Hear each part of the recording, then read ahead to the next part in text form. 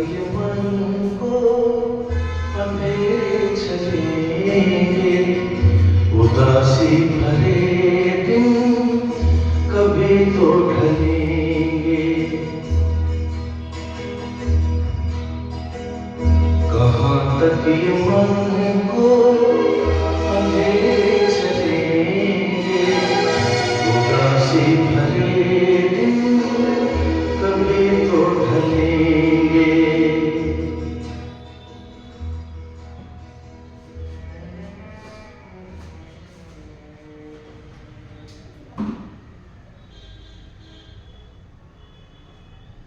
असमंजस बाबू, असमंजस बाबू नाम है मेरा। थोड़ा अजीब सा नाम है ना। इसे आप ऐसे भी कह सकते हैं कि लीक से हटकर है।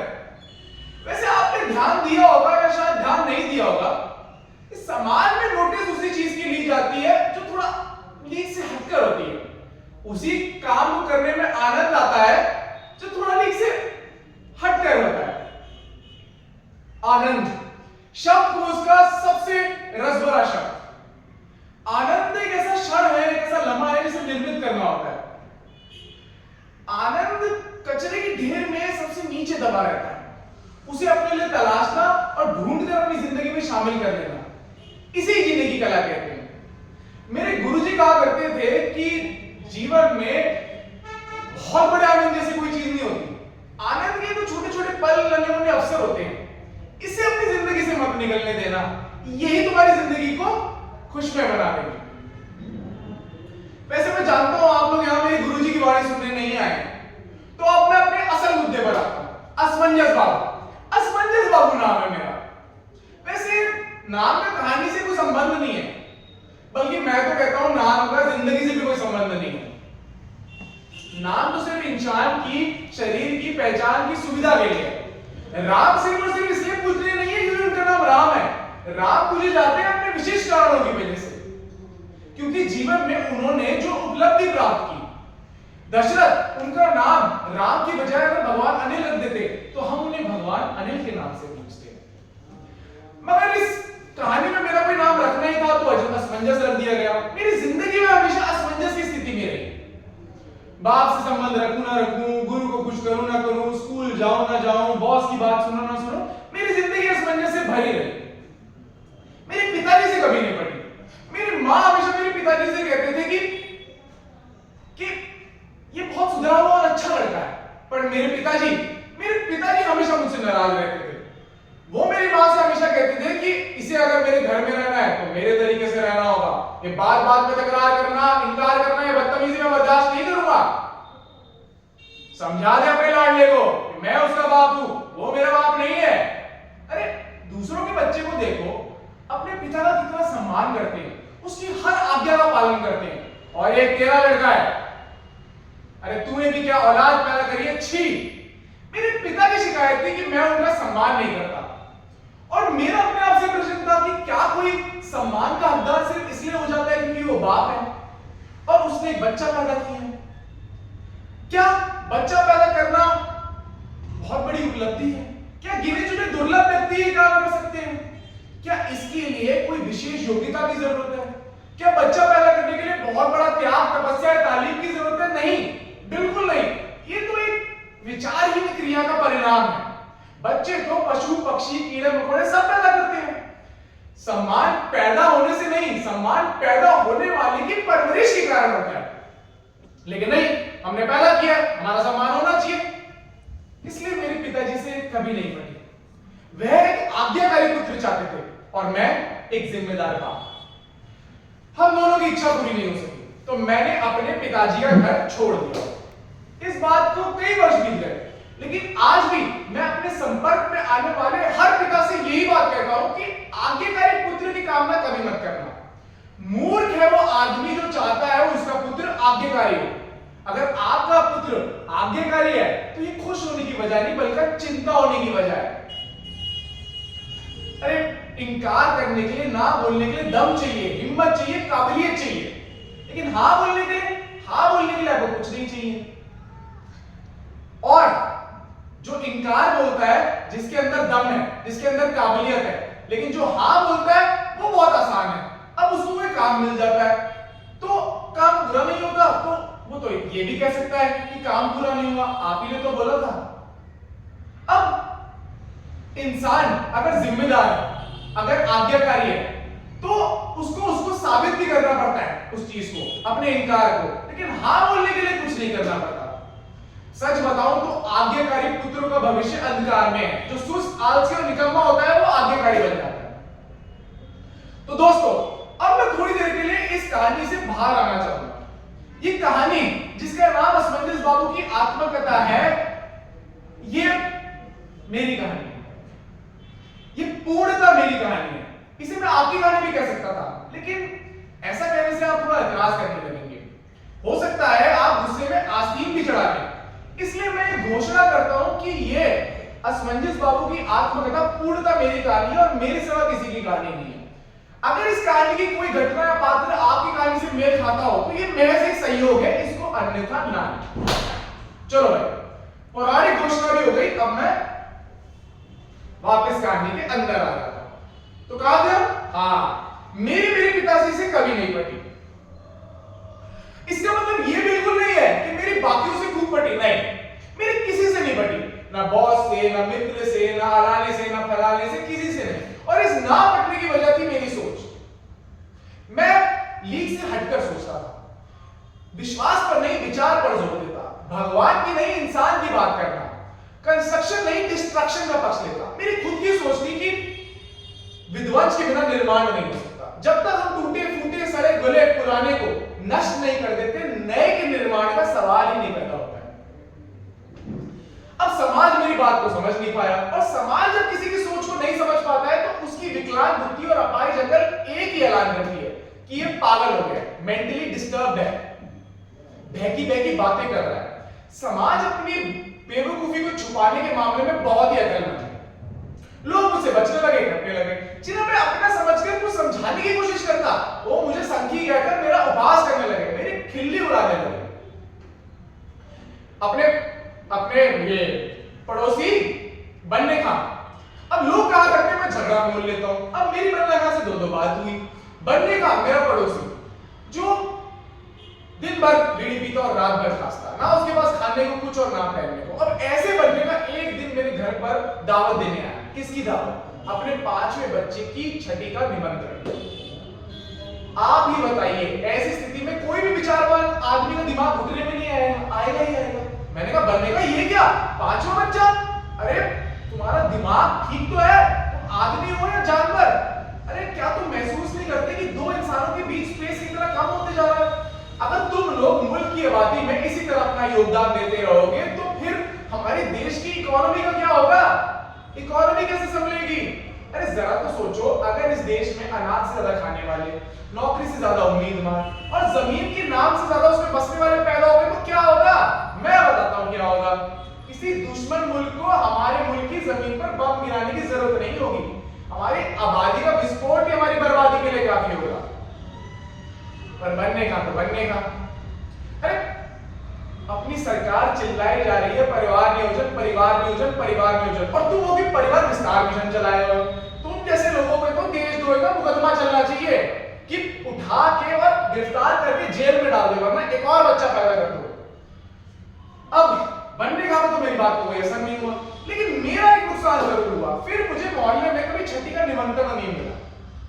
बच्चे लगातार पैदा होते गए, निमंत्रण बढ़ते गए, छठी बनती गई, लेकिन असमंजस बाबू इसमें कभी नजर नहीं आया। मैं कैसे नजर आता? मेरी मोहल्ले वालों से कभी नहीं बनती। मोहल्ले वालों से कैसे पड़ती? वो नदी के बहाव के साथ बह रहे थे और मैं धारे के विपरीत बह रहा था। तो नतीजा ये निकला, मेरे आलोचक बढ़ गए और मैं अलग थलग पड़ गया। अब अकेला हो जाना औरों के लिए तकलीफदायक हो सकता था, लेकिन मेरे को चैन था, इत्मीनान था, क्योंकि मैंने फैज के उस कॉल को निभाया था जिसमें उसने लिखा है, हर संजीदा लिखने वाले, कहने वाले को अपनी कमिटमेंट पे रहना चाहिए, अपनी जिम्मेदारी निभानी चाहिए, मौका परस्ती नहीं दिखानी चाहिए, अपनी राय नहीं बदलनी चाहिए डर के मामले में, और किसी भी खौफ से अपना नजरिया नहीं बेचना चाहिए। तो भैया, बढ़ती जनसंख्या के जिम्मेदार लोगों के खिलाफ मैंने अपना मोर्चा खोला रखा।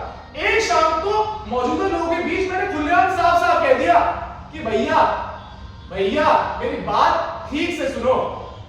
दीवारों पे स्लोगन लिख देने से बढ़ती जनसंख्या रुकने वाली नहीं है। हमारी सरकार को तो चाहिए इस मुल्क में कानून लागू कर दे कि हर किसी को, हर नागरिक को बच्चा पैदा करने का अधिकार नहीं है। यदि किसी को बच्चा पैदा करना है तो उसको सरकार को आवेदन पत्र देके अनुमति लेनी होगी। सरकार डॉक्टर से इस बात का सर्टिफिकेट लेगी कि यह दंपत्ति शारीरिक रूप से पूरी तरह स्वस्थ है, फिट है और एक स्वस्थ, सुंदर और बुद्धिमान बच्चे को जन्म दे सकती है। आदमी से उसकी आमदनी का ब्यौरा मांगा जाएगा। यदि अधिकारी संतुष्ट हो जाते हैं कि बच्चे के लालन पालन, पढ़ाई लिखाई और एक अच्छा भविष्य बनाने में सक्षम है, तभी जाके उसको बच्चा पैदा करने का अधिकार दिया जाएगा। लेकिन दोस्तों, आप तो देख ही रहे हैं, ये देश, जो कि देश नहीं बहुत बड़ा पागल खाना है, उसमें बीमार, अपाहिज, बेकार हर कोई तो बच्चा पैदा कर रहा है। अरे बच्चे इस मुल्क के किस काम आएंगे सिवाय भीड़ बनने के? ये इस मुल्क को बेकारी, बीमारी और भुखमरी के अलावा कुछ नहीं देंगे। आगे जाके ये बीमार नस्लें शक्तिहीन मजदूरों में तब्दील हो जाएगी। भाइयों, मेरे हाथ जोड़ के आपसे विनती है, हमने मलबा ढोने वाले मजदूर बहुत पैदा कर लिए, चलो अब कुछ आइंस्टाइन भी पैदा कर लें। मैं बोलता गया लेकिन किसी ने मेरी बात नहीं सुनी। सही कहने वालों को अनसुना करना तो इस मुल्क का एक तरीके से रिवाज हो गया है। अब देखो, सच बात तो यह है कि अच्छी बातों की मार्केटिंग यहां ढंग से हो नहीं पाती और बुरी बातों को बहुत ही प्रभावशाली ढंग से उठाया जाता है। वजह है संगठन की ताकत। अकेले सच बोलने वाले अकेले और बुरे लोग संगठित। सिर्फ इसलिए सुकरात को जहर पीना पड़ा, हुसैन को अपनी गर्दन कटानी पड़ी और जीसस को तो सूली पे लटका दिया। दोस्तों, सच बात तो यह है कि यहां पर कोई समझदार, बुद्धिमान इंसान कुछ शब्द बोलने आता है, समझाने आता है, लोग जान बचाकर भागते हैं। कोई पाखंडी नेता बकवास करने आ जाएगा तो हजारों की तादाद में लोग जमा हो जाएंगे। क्या बदतमीजी है। तो आपके असमंजस को बाबू चाहते थे कि समाज सुधर जाए और समाज चाहता था कि असमंजस बाबू सुधर जाए।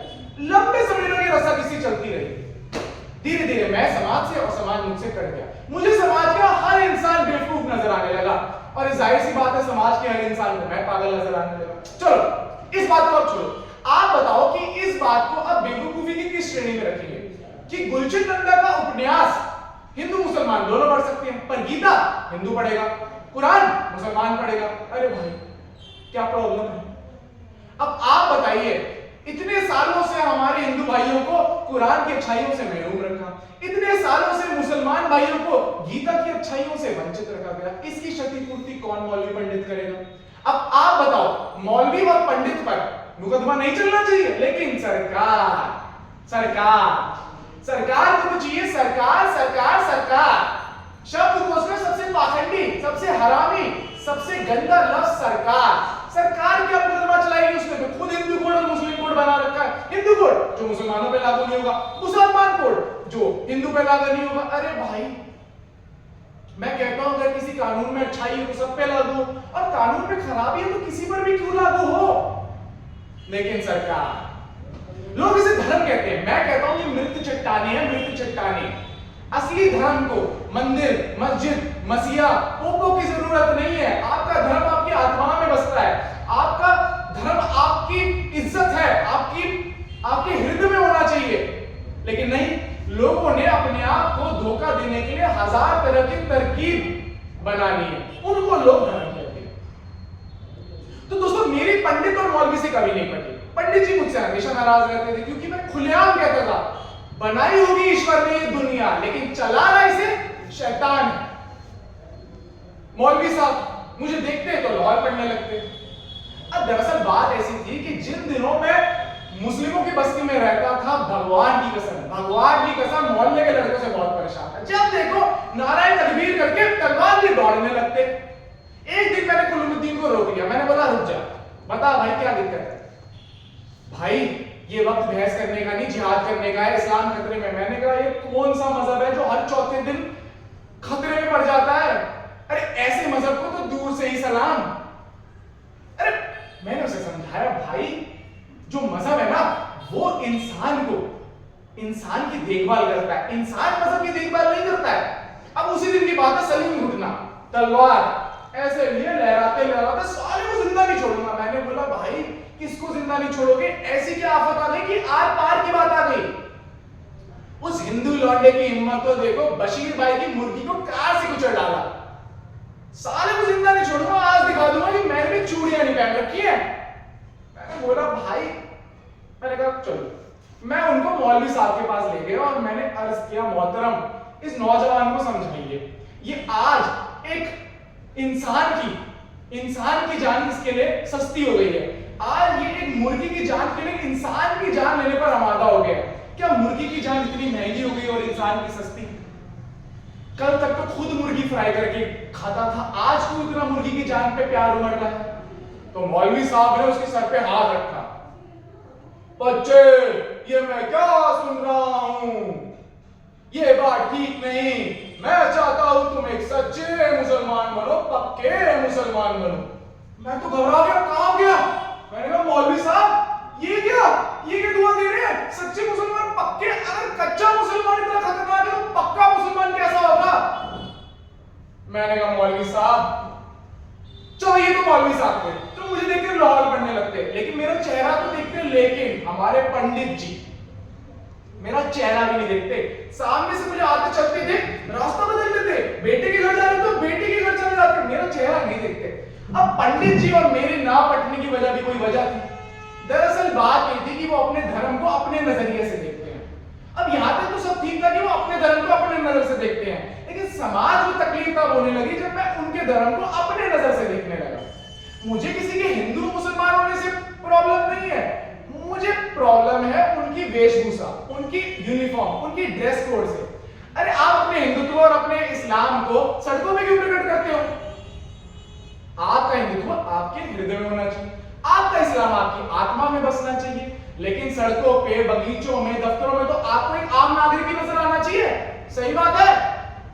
मेरा ये कहना था कि हमारे देश के विभाजन, एक हिस्से अलग होकर पाकिस्तान बनने के जितने भी कारण है, उसमें से एक कारण वेशभूषा है। क्योंकि जिनका इतना मुसलमान नहीं दिखता था जितने हमारे गांधी जी हिंदू दिखते थे। जनेऊ, हमारी धोती, टीका, आश्रम। उस समय का मुसलमान तो डर गया, वो कहने लगा ये आदमी देश की चिंता करने वाला नहीं, मजहब की चिंता करने वाला लगता है। अरे हमारे गांधी जी, सच बात तो ये है कि दोस्तों झूठ नहीं कहा उन्होंने, क्योंकि वैसे तो गांधी जी पूरी जिंदगी ईश्वर अल्लाह तेरा नाम ही कहते रहे, लेकिन जब उनकी मौत हुई, गोली लगी, तो शक्ल से, मुंह से और बॉडी से हे राम निकला। दरअसल पेट में जो था वही जुबान से निकला। अब ऐसा कहना दोस्तों मेरे लिए श्राप साबित हुआ। दरअसल बात यह है कि हमारे समाज में झूठ बोलना बहुत जरूरी है। ये झूठ की सच्चाई मेरी समझ में नहीं आई। मैं सच बोल के पिछड़ गया, लोग झूठ बोलकर ऊंचाइयों पे पहुंच गए। ये समाज ऐसा हो गया जैसे कि सोच की कंघी का हर दाता टूट गया, समझ के कुत्ते का एक चिथड़ा उड़ गया, आस्था की आंख में एक तिनका चुभ गया, विश्वास के कागज पर सिहाई गिर गई, इतिहास की अंगूठी से एक नीलम गिर गया। मुझे ऐसा लगने लगा ये मुल्क, इस मुल्क के अच्छे दिनों को इब्लिस ने निगल लिया है। मेरा कृषि प्रधान देश अब दंगा प्रधान देश हो गया है। मजहबी दंगे हर साल त्योहारों की तरह समय पर मनाए जाने लगे। पहले दंगे होते, फिर एकता कमेटी गठित होती, फिर बड़े पैमाने पर गुंडों की गिरफ्तारी। लेकिन ये दंगे बंद नहीं होते, दंगे बंद होंगे भी नहीं। दंगे बंद करने के लिए गुंडों को नहीं, महात्माओं को पकड़ो। लेकिन मैं तो बकवास कह रहा हूं। लोगों ने कहा ये बकवास बोलता है। पूरे समाज ने मुझे खारिज कर दिया, घोषित कर दिया ये शख्स पूरी तरह नक्का है। हर सभा समिति से मेरा बहिष्कार कर दिया गया। मैंने जिंदगी से प्यार किया था, लेकिन ये जिंदगी एक वैश्या की तरह मेरे प्यार पे हंसती रही और मैं एक उदास नामुराद आशिक की तरह सोचों में घुलता रहा। लेकिन जब मैंने इस वैश्य की हंसी कागज पे उतारी तो हर एक अक्षर के गले से चीख निकली, एक दर्द था, एक दर्द जो मैंने सिगरेट की तरह चुपचाप पिया है। सिर्फ कुछ नज़में जो सिगरेट से मैंने राख की तरह झाड़ी है। इस उपेक्षा के धक्के ने मुझे गुमनामी के अंधेरे में ढकेल दिया। बौलों के हाथ में शहर का निजाम था, ऊंचा कद लिए जाता तो जाता कहां। दोस्तों इस जिंदगी के मुकाम पे मुझे ऐसा लगने लगा कि जो भी मैं कहता हूं सुनता कौन है? महावीर, कृष्ण, नानक, गुरु नानक जी और हमारे कई अनगिनत महापुरुषों ने जब इतना कुछ कहा और किसी ने कुछ नहीं सुना और ये दुनिया बद से बदतर होती गई, तो मेरा कहना क्या मायने रखता है ऐसे देश में जहां राजाओं के ना कान थे ना प्रजा की आवाज थी, जहां अस्पताल के दरवाजे पर हक, ईमान, सच्चाई, कद्र और न जाने कितने लफ्ज बीमार पड़े कह रहे थे, व्यंग्य मत बोलो, काटता है जूता तो पैर में नहीं सही सर पे रख डोलो, व्यंग्य मत बोलो। अगर अंधों का साथ हो जाए खुद भी आंखें बंद कर लो, जैसे सब राह टटोलते हैं तुम भी राह टटोलो, व्यंग्य मत बोलो। क्या रखा है तुम्हें इतने में? हर एक का चक्रव्यूह बेचने में। सत्य के लिए निरस्त्र टूटा पहिया ले, लड़ने से बेहतर है जैसी दुनिया है उसके साथ ही बोलो, लेकिन व्यंग्य मत बोलो। तो दोस्तों ये मेरी जिंदगी की सच्चाई है। वो कहते हैं ना जब बुरा समय आता है तो बुद्धि भ्रष्ट हो जाती है। मृत मृत आंखों के सामने विनाश का दरवाजा मृत आंखों की तरह खुला रहता है।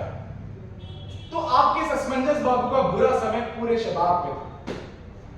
दोस्तों सच बताता हूं आपको, वो तो प्रभु की असीम कृपा है कि आखिरी समय में मेरा विवेक लौट आया, वरना मैं मुंह दिखाने के काबिल नहीं बचता।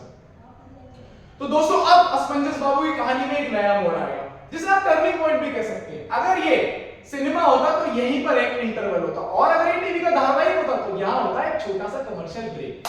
लेकिन ये सिनेमा नहीं है, नाटक है, नाटक। और नाटक को देखने के लिए श्रद्धा की जरूरत होती है, लेकिन सिनेमा को देखने के लिए आपको श्रद्धा की जरूरत नहीं है, आपके पास बस आपकी अकल होनी चाहिए।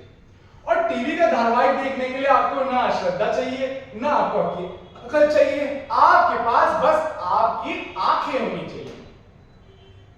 चलो दोस्तों अब ये कहानी इस मुकाम पर आ गई है जहां पर आप कहानी के बाहर नहीं रह सकते, आपको कहानी के अंदर आना पड़ेगा, क्योंकि यहां पर हर एक इंसान के अंदर एक असमंजस बाबू है।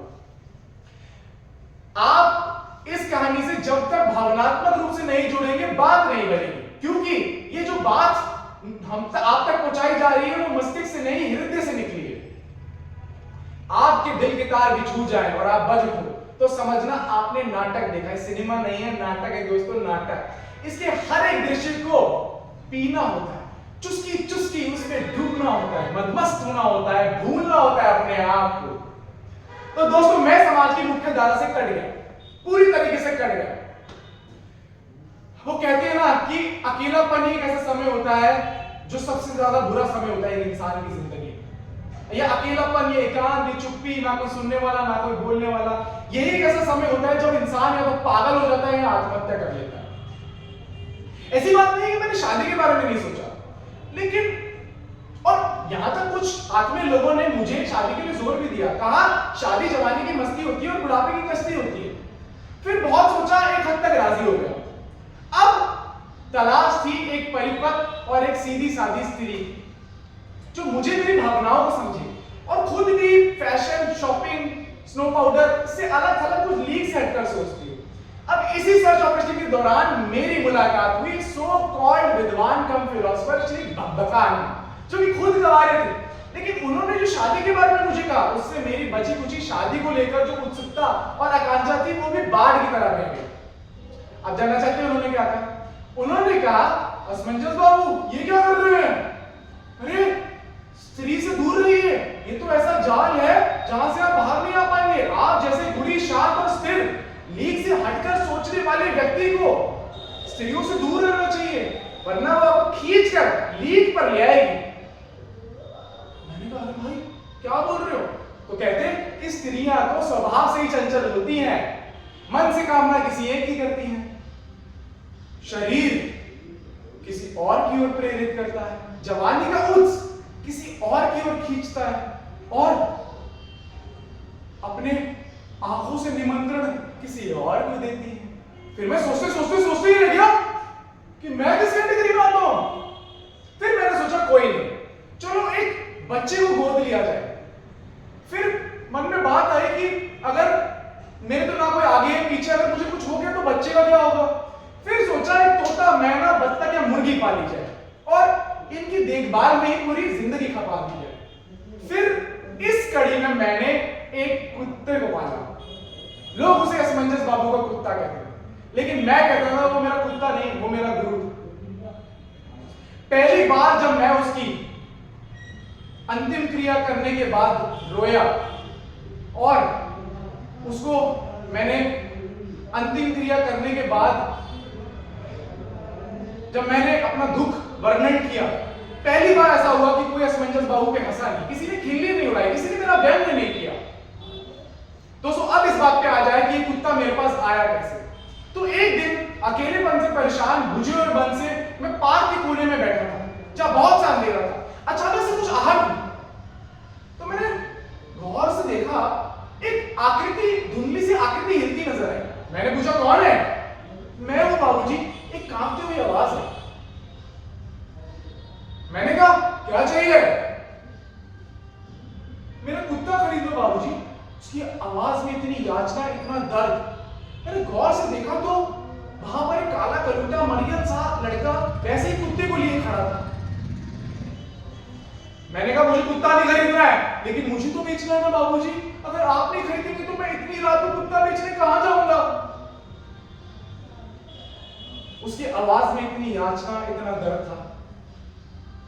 उसने मुझे कहा आपको नहीं खरीदना तो क्या हुआ, मुझे तो कुत्ता बेचना, आपको खरीदना पड़ेगा। मैंने कहा क्यों खरीदना पड़ेगा भाई? मां भूखी है, मां भूखी है।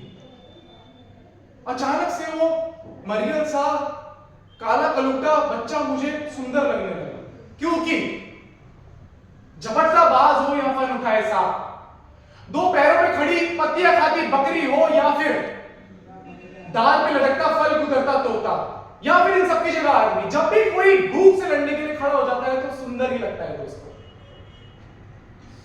मैं उस आकर्षणहीन कुत्ते को बिना देखे खरीदने को राजी हुआ। जेब से पैसे निकाले, बिना देखे उस पुत्र के हाथ में दे दिए। पैसे पाते ही वो घोड़े की गति से दौड़ा और भागते भागते भागते भागते अंधेरे में आंखों से ओझल हो गया। मैं कुत्ते को घर ले आया, लेकिन ये क्या, जो लोग अभी तक खामोश थे वो कुत्ते को देखकर मेरा व्यंग्य करने लगे, खिल्ली उड़ाने लगे, मजाक उड़ाने लगे, कहने लगे असमंजस बाबू वाह कितना सुंदर कुत्ता लाए हो। क्या बकरे वाले बकते रहे, मैंने किसी की बात पर ध्यान नहीं दिया और उस कुत्ते के साथ दिन बीतने लगे। मैं उसे नहलाता, दूध पिलाता, सुबह शाम घूमने ले जाता। धीरे धीरे मेरे को भी उसके साथ नहीं, उसको भी मेरे साथ मजा आने लगा। वो मेरे इरादे समझ जाता, मैं उसके इशारे समझ जाता। खूब जल्दी जब मिल बैठते दीवाने थे। एक दिन मेरे मन में बात आई कि चलो ये जवान हो गया है कुत्ता, इसकी शादी कर दो। आप तो जानते हैं कितना खराब समय चल रहा है, आए दिन कैसी खराब खराब खबरें आती रहती हैं। लेकिन शादी तो मैं उसकी कल कर दूं, लेकिन जब मैंने खुद शादी नहीं करी तो उसको कैसे राजी करता। हालांकि मैं शादी का विरोधी नहीं था, मेरा मानना बस इतना था अगर प्रेम नहीं है तो शादी नहीं है। जिससे आप प्रेम नहीं करते उससे आप शादी कैसे कर सकते हैं? बिना प्रेम की शादी तो ऐसे है जैसे प्लास्टिक का फूल जिसमें खुशबू नहीं है, सिर्फ रंग है। दोस्तों प्रेम से बड़ी कोई क्रांति नहीं। जिस इंसान ने प्रेम नहीं किया वो जिंदा तो रहा लेकिन जिया नहीं। प्रेम एक शक्कर है जिससे जीवन नमकीन हो जाता है। प्रेम एक इंद्रधनुष है जिसमें राम से लेकर काम तक सभी रंग है। अब कुछ लोगों ने तो यहां तक बोल दिया कि शादी कर लो प्यार खुद ब खुद हो जाएगा। मैंने कहा ये कैसी बेहुदा बात है? मैं कह रहा हूं प्यार कर लो फिर शादी हो जाएगी, वो कहते शादी कर लो फिर प्यार हो जाएगा। तो दोस्तों सच बात तो ये है, इन लोगों का ये कहना है कि महफिल में चले जाओ फिर कपड़े पहन लो। मेरा कहना है कि कपड़े पहन लो फिर महफिल में चले जाओ। है कि नहीं ये बेतुकी बात? तो दोस्तों मैंने सोचा कि मैं अपने कुत्ते की शादी धूमधाम से करूंगा, पर अफसोस की बात है इससे पहले मैं उसका ब्याह रचाता वो हमेशा हमेशा के लिए इस दुनिया से चला गया।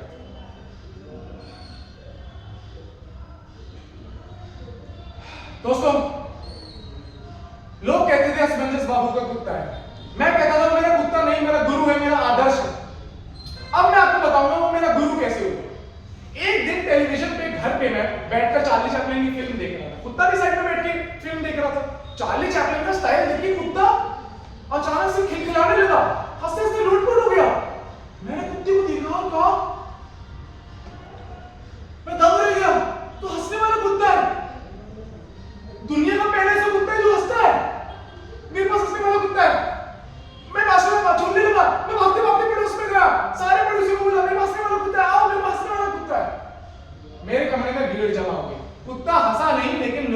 देखकर उन पर भौंकने लगा।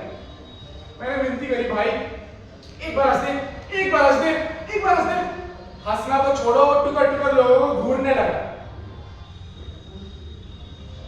कुत्ता तो नहीं हंसा, लेकिन लोग जाते हुए मुझ पर हंसने लगे कि अब असमंजस बाबू पूरे पागल हो गए। मैंने घूर के देखा साले को, मैंने कहा साले, मन तो किया इतना मारो, लेकिन अभी अभी तो कैसे हंसते कुत्ते लोटपोट हो रहा था और अब नखरे दिखा रहा है। कोई बात नहीं, मैंने कहा आज नहीं हंसता तो कल हंसेगा। इतना तो पक्का है कि कुत्ता मेरा हंसने वाला है। और दिन कुछ बीते।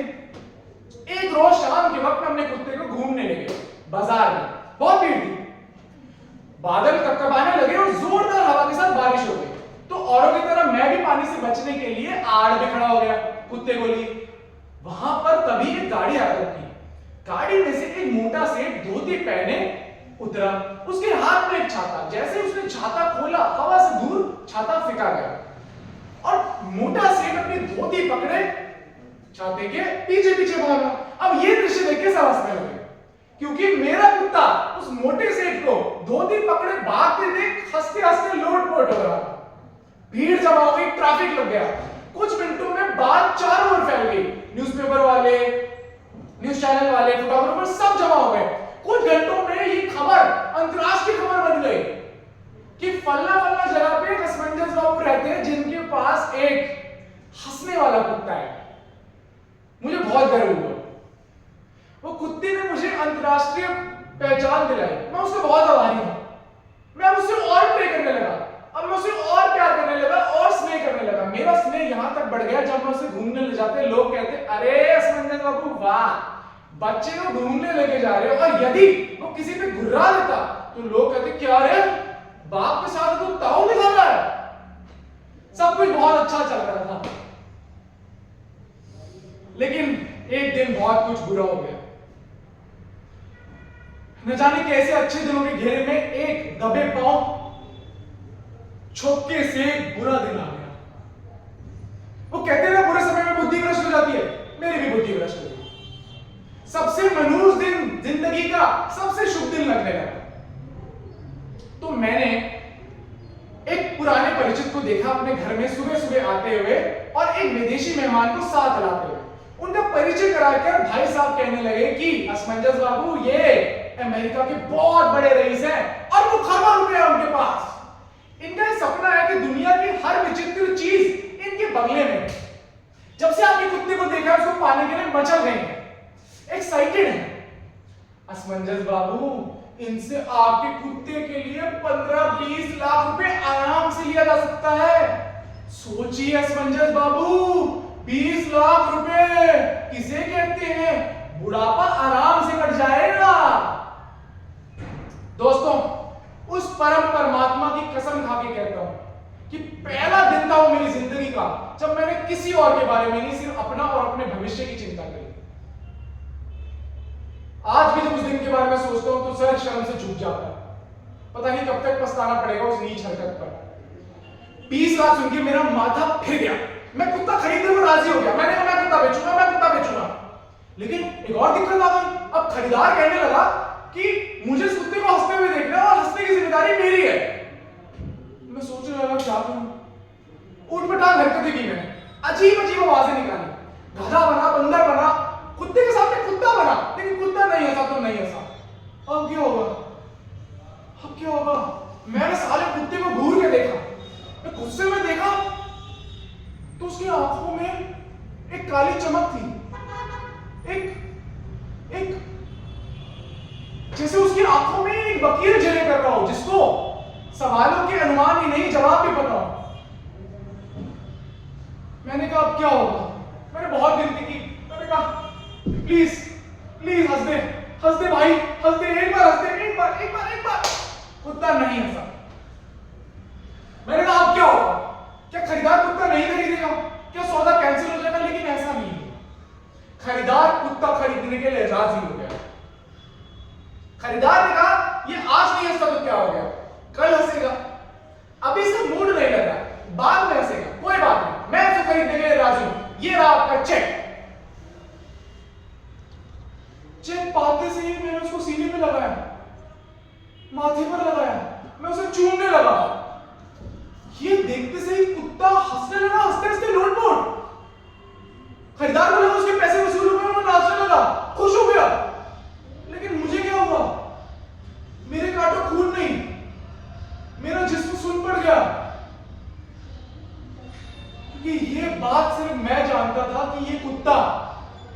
बिना वजह कभी नहीं हंसता, ये सिर्फ तब हंसता है जब कोई वजह होती है।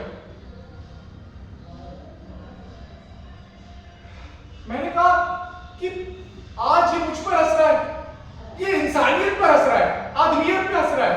मैं असमंजस बाबू जो लीग से हटकर सोचता था, जो समाज को एक नई दिशा देना चाहता था, जो खुद को प्रगतिशील विचारों वाला मानता था, वो आज ऐसा गिरा, वो आज चंद रुपयों के लिए ऐसा गिरा कि आज एक कुत्ता भी उस पर हंसने लगा। मैंने कहा नहीं, मैं समूची मानवता को इस तरीके से कलंकित नहीं कर सकता कि एक कुत्ता भी मेरी इंसानियत और मानवता पे हंसने लगे। मैंने कहा नहीं, मैंने चेक करा, मैंने कहा मैं कुत्ता नहीं बेच सकता, मुझे माफ कर दो, मैं कुत्ता नहीं बेच सकता, मैं कुत्ता नहीं बेच सकता, मैं कुत्ता नहीं बेच सकता, मैं कुत्ता नहीं बेच सकता, कुत्ता नहीं बेच सकता।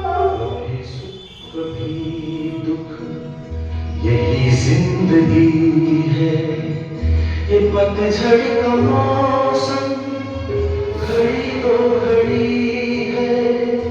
ये पतझड़ का मौसम घड़ी दो घड़ी है।